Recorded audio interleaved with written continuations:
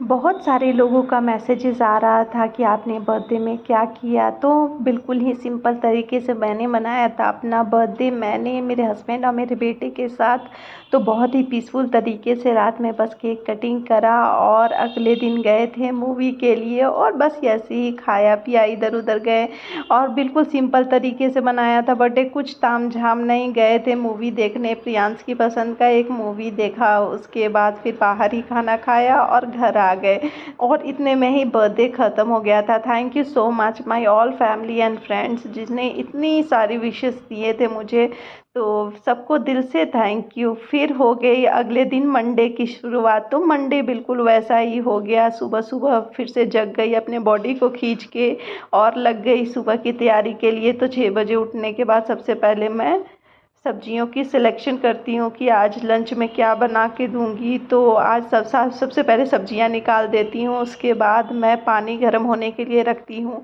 क्योंकि गर्म पानी पिए बिना मुझे तो बिल्कुल भी एनर्जी नहीं आती। किसी तरह से अपने बॉडी को खींच के काम करती हूँ। उसके बाद एक साइड में दूध गर्म होने के लिए रख देती हूँ, क्योंकि प्रियांश दूध पी के ही स्कूल जाता है। तो सबसे पहले मैं प्रियांश की तैयारी करती हूँ। अगर कुछ ऐसा सोचने में आ गया कि दोनों को लंच बॉक्स में एक ही चीज़ दे सकूँ तब तो बहुत अच्छा हो जाता है, वरना मुझे दोनों के लिए कुछ ना कुछ अलग बनाना पड़ता है। तो आज जैसे मैंने सोचा है कि मैं पोहे बना देती हूँ, प्रियांश भी खा लेता है और हस्बैंड को भी अच्छा लगता है। तो यहाँ पोहे में मैं जितनी भी सब्जियाँ रहती हैं ना, मैं उतना डाल देती हूँ।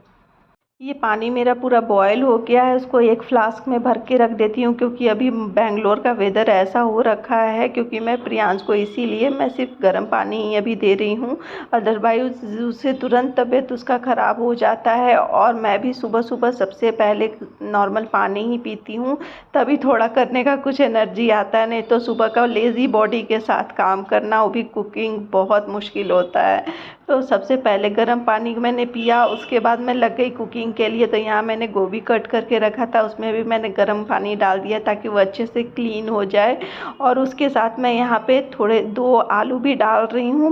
मुझे जितनी सब्जियाँ मिलती हैं मैं पोहे में डाल देती हूँ, मुझे अच्छा लगता है इस तरह से सब्जियों का ज़्यादा। और पोहे की क्वांटिटी मैं थोड़ी कम रखती हूँ, सब्जियाँ ज़्यादा रहती है। संडे बिज़ी होने की वजह से इस बार संडे को मैं सब्जियों की शॉपिंग नहीं कर पाई थी, इसलिए आज मेरे पास ज़्यादा कुछ सब्जियां नहीं थी। तो आज जाऊंगी मैं आज, लेकिन तत्काल के लिए जो भी है उसी के साथ मैं बना दे रही हूँ। तो यहाँ मैंने पोटैटो को एकदम छोटे छोटे टुकड़ों में कट कर लिया। और पोहे बनाने की मेरी रेसिपी थोड़ी सी अलग है, मैं ऐसे छौंका वौंका नहीं लगाती हूँ, बिल्कुल प्लेन तरीके से बनाती हूँ। तो सबसे पहले मैं पीनट्स को फ्राई कर लेती हूँ लो फ्लेम पे, ताकि पीनट्स फ्राई हो जाए।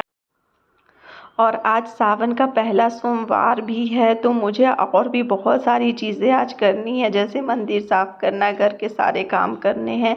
तो इसीलिए आज मेरे पास रेस्ट का बिल्कुल भी टाइम नहीं बचेगा।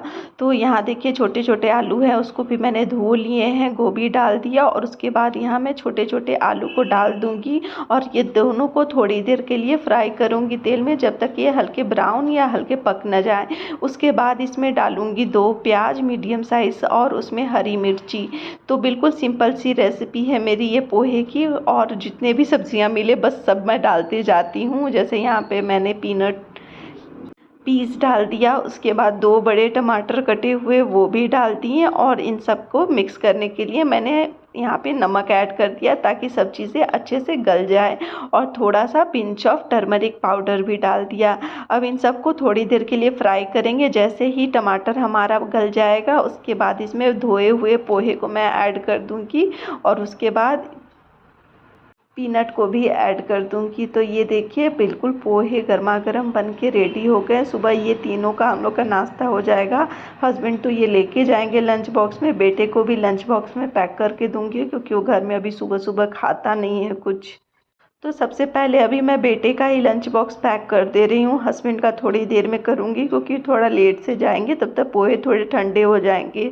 और प्रियांश को अभी स्कूल में भी ले जाने के लिए मैं गर्म पानी ही दे रही हूँ, क्योंकि बहुत जल्दी बच्चों की तबीयत ख़राब हो रहे हैं। इधर वेदर ऐसा है, बहुत ठंडी हवाएँ और बारिश की वजह से सारे बच्चे ऑलमोस्ट, प्रियांश के क्लास में तो 30% बच्चे ही आ पा रहे, 70% बच्चों की तबीयत ख़राब है।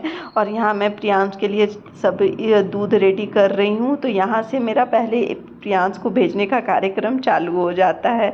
तो सबसे पहले मैं प्रियांश के लिए मिल्क रेडी करती हूँ, उसको पीने के लिए सुबह सुबह सबसे पहले गर्म पानी देती हूँ, उसके बाद उसे रेडी कर दूँगी फटाक से।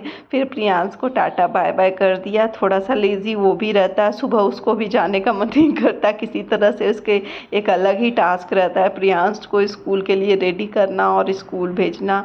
लेकिन फिर इसको भेजने के बाद मेरे को 4 घंटे का रिलैक्समेंट मिलता है, जिसके लिए मैं किसी तरह से आगे का मेहनत कर लेती हूँ और अब घर जाऊँगी और घर के सारे काम ख़त्म करूँगी। तो हस्बैंड को ऑफिस भेजने के बाद मैंने देखा कि फूल अच्छे खिले हुए हैं, आज मुझे पूजा भी करना है, तो इससे अच्छा चीज़ और क्या हो सकता है। नीचे के सारे फूल तो टूट गए थे, तो सबके लिए सब लोगों ने आज फूल तोड़ा होगा, तो इससे पहले कि कोई और तोड़ ले मैंने फटाक से फूल तोड़ लिया ताकि 3-4 फूल जो भी है मिल जाए। और अब मैं लग गई घर के काम काज में, जल्दी जल्दी काम कर लेती हूँ ताकि फिर और बाकी टाइम मिले मुझे पूजा के लिए। तो आज बहुत सारी चीज़ें करनी थी मुझे। सैटरडे संडे तो बिल्कुल भी घर सेट करने का टाइम ही नहीं मिलता, पूरा घर मैस हो जाता है। तो मंडे को मेरे को बहुत ज़्यादा वर्कलोड बढ़ जाता है, तो जैसे कि घर भी पूरा फैला रहता है, कपड़े भी फैले रहते हैं, क्योंकि संडे सैटरडे ऐसा होता है बस बनाओ खाओ। इसी तरह से क्लीनिंग में तो बिल्कुल भी टाइम नहीं दे पाती हूँ, और कपड़े भी 2 दिन से धुल के इसी तरह से रखे हुए थे, मैंने फ़ोल्ड भी नहीं किए थे, तो बस टाइम ही नहीं मिल पा रहा था। तो आज मैं सब कुछ पहले कर लेती हूँ, फिर उसके बाद आगे का बाकी का काम करूँगी। और टाइम कैसे निकलते जाता है समझ में ही नहीं आता, एक बार घर के कामों में आप घुस जाओ तो उसके बाद टाइम का कुछ भी पता नहीं रहता है।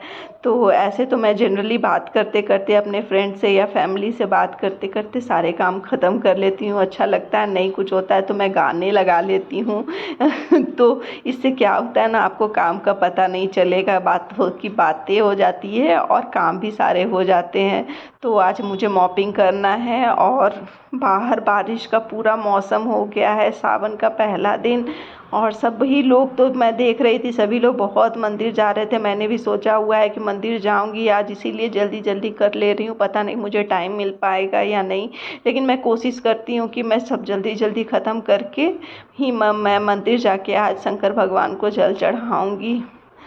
और मैं अभी ग्रीन पहनी हुई हूँ, सावन के पहले दिन जल्दी जल्दी मैंने मॉपिंग किया, और घर के और भी बहुत सारे काम थे, जैसे कि लंच का प्रिपरेशन करना, और भी बहुत सारी क्लीनिंग थी, तो वो सब मैंने डन करा। उसके बाद नहा वहा के मैं रेडी हो गई और जल्दी से पूजा करूँगी। तो आज सावन के पहले दिन आप क्या कर रहे हैं बताइएगा ज़रूर। सावन अब 1 महीने का शुरू हो गया है आज से। मेरे हस्बैंड ने तो फ़ास्ट रखा है, बट मैंने फ़ास्ट नहीं रखा, मैं बस पूजा करूँगी, क्योंकि फ़ास्टिंग करना मुझे थोड़ा सा मुश्किल लगता है, नहीं हो पाता है मेरे से। और फ़ास्ट करने का सोचने के बाद ना मुझे भूख थोड़ी ज़्यादा ही लगने लगती है, जिससे क्या होता है कि वो मुझे नहीं लगता फ़ास्ट अच्छा जाएगा, क्योंकि अगर आपके मन में ख़्याल आ जाता है खाने के प्रति तो आपका फ़ास्ट मुझे नहीं लगता सफल हो पाएगा। अब मैं जा रही हूँ, पूजा कर लूँगी, उसके बाद फिर मंदिर जाऊँगी। पहले घर में ही पूजा कर लेती हूँ, और 2 दिन से मैं इधर उधर थी तो अच्छे से पूजा भी नहीं कर पा रही थी, बस दिया जला दे रही थी। तो अच्छे से क्लीनिंग करने के बाद मैंने पूजा कर ली, और पूजा ख़त्म होने के बाद मैंने बस एक छोटा सा पूजा वाला लोटा लिया और मैं जा रही थी मंदिर के लिए। मंदिर हमारे आसपास बहुत सारे मंदिर है, तो घर के बगल वाले जो सबसे पास में है मैं उसी में चली जाती हूँ। वो शंकर भगवान का सोमेश्वरा टेम्पल है। तो यहाँ देखिए शंकर भगवान की बहुत सी बड़ी स्टैचू लगी हुई थी बाहर में, और बहुत सारे लोग आ जाए हुए थे। तो मैंने फटाफट यहाँ पे जल चढ़ाया, भगवान से आशीर्वाद लिया, और फिर मैं बाहर निकल गई। और अब सोच रही थी मैं क्या करूं, समझ में नहीं आ रहा था। तो मैंने सोचा सावन है, हरी चूड़ियाँ पुरानी वाली है, जितनी भी नई नहीं है, तो मैंने सोचा कि चलो हरी चूड़ियों की शॉपिंग कर लेते हैं। तो मैं चली गई हरी चूड़ियाँ खरीदने के लिए। और सुबह से मैंने ना चाय पिया था ना कुछ, बहुत तेज़ चाय की तलब हो रही थी, और अब भूख भी थोड़ा लग रहा था क्योंकि 11 बज गया था। तो फटाफट मैंने अपने पसंद की हरी चूड़ियाँ खरीदी।